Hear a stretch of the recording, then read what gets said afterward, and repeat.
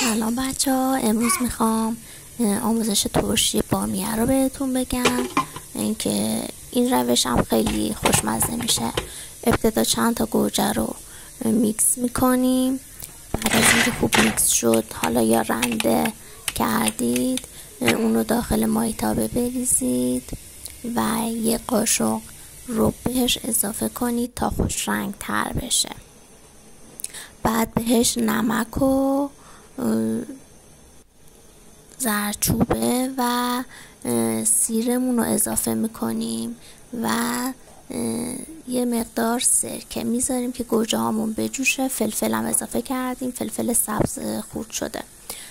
بعد بامیه هامون رو اضافه میکنیم بعد از اینکه یه مقدار گوجهمون جوشید و میذاریم که یه چند دقیقه با بامیه هامون با گوجه و سرکه یک مقداری یک تفت کوچولو بخوره.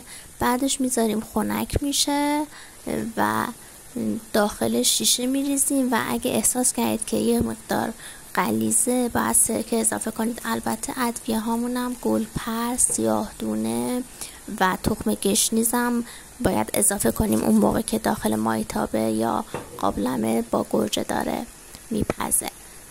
و بعد مدتی ترشی ما آماده میشه. امیدوارم درست کنید و لذت ببرید. بچه ها ممنون میشم اگه لایک کنید، کامنت بذارید برام و نظراتتون رو به هم بگید. اگه دوست دارید چیز دیگه براتون آموزش بدم و تو کامنت ها به هم بگید. ممنونم ازتون.